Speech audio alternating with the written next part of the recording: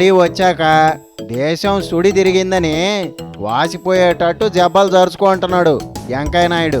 మోడీని దేవుడు పంపిన దోత అంటున్నాడు, జనాలు చేసుకున్న అదృష్టం అంటున్నాడు. వెంకయ్య భజన ఏ రేంజ్లో ఉందో చూస్తారా?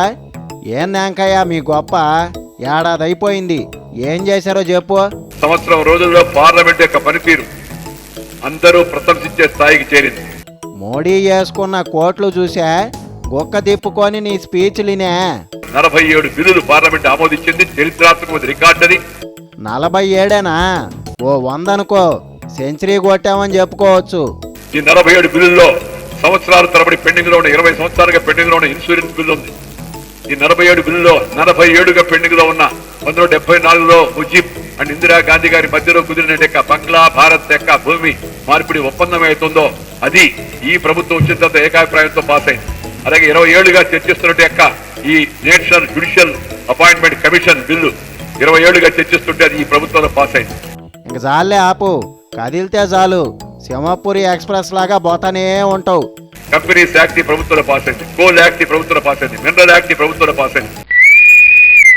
వద్దంటే మాత్రం వింటారా? మీ మొండితనం మీది.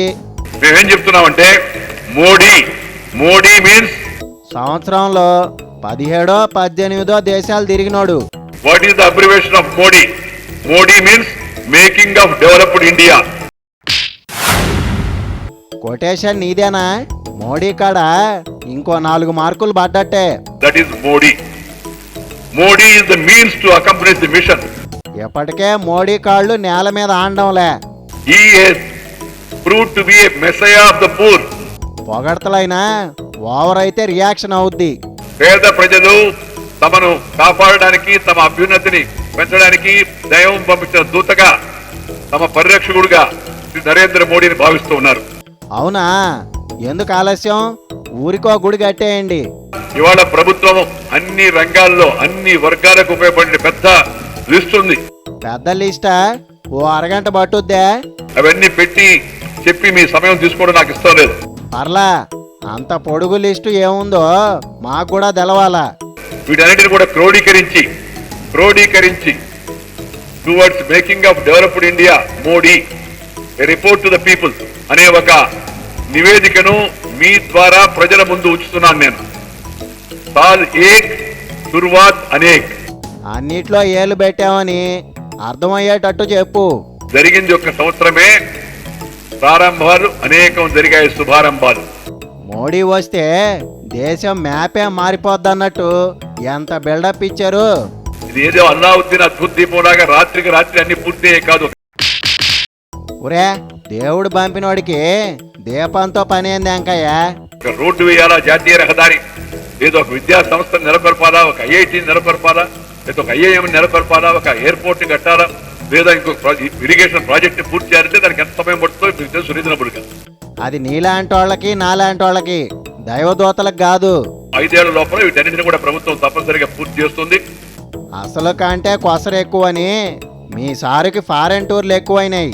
ఈ చైనీస్ మీడియా కూడా రే ఇండియా వాడు చూడయా ఎంత వేగంగా స్పందించారో, నేపాల్లో మనం ఎందుకు స్పందించలేకపోయామని చైనా ఇంటర్నేషనల్ మీడియాలో వాళ్ళు అక్కడ చర్చ జరుగుతా ఉంది. ఎంట గెలిచి రచ్చ గెలవాలా? మీ మోడీ రివర్స్ లో పోతున్నాడు. విమర్శలు చేసేవాళ్ళు కొందరు వాళ్ళు విమర్శలు చేస్తూనే ఉంటారు. ఒకడేమో దేశంలో ఉండొద్దు అంటాడు, ఇంకోడు 10 మందిని గనమంటాడు.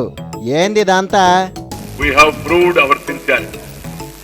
మా నిజాయితీని మేము రుజుపరిచాం. అపోజిషన్లన్నీ ఒక్కటవుతున్నాయి. ముందుంది మొసళ్ల పండగ.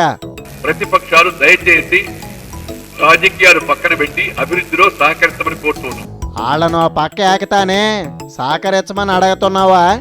రాజకీయాల్లో ఎవరు శత్రువులు లేరని మేము భావిస్తున్నాం, ప్రత్యర్థులు మాత్రమే. మీ మోడీని రాహుల్ చెడుగుడాడేశాడు, ఏస్తున్నారని చెప్పేశాడు. 50 ఏళ్లుగా పరిపాలించి దేశాన్ని సర్వనాశనం చేసి అన్ని రంగాల్లో అధోగతి పాలు చేసి అధిక ధరలు, అవినీతి, అసమర్థత, అస్తవ్యస్తం, అనిశ్చిత, అంతర్జాతీయ అవమానాలు భారతదేశానికి కల్పించిన వ్యక్తులకు ఈ ప్రభుత్వాన్ని విమర్శించే హక్కు లేదు. కాంగ్రెస్ ఉన్నప్పుడు స్కామ్ ఇండియా అంటానే, మన్మోహన్ సింగ్ తో మీటింగ్ ఏందని? వినమ్రతతో పనిచేసేవాళ్ళు, సంస్కారవంతులు, 10 మందితో మాట్లాడతారు, వారి సలహాలు తీసుకుంటారు. పెద్ద మనిషిని కూడా చూడకుండా సింగు బాబాయిని ఎన్ని మాట్లాడినారు. అది అజ్ఞానానికి, అహంకారానికి, అపరిపక్వతకు లక్షణంగా నేను భావిస్తున్నాను ఎవరన్నా విమర్శిస్తే.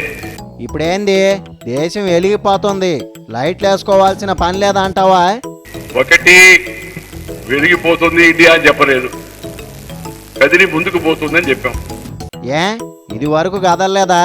బండి బోరుకు వచ్చినట్టు ఎడన్నా ఆగిపోయిందా?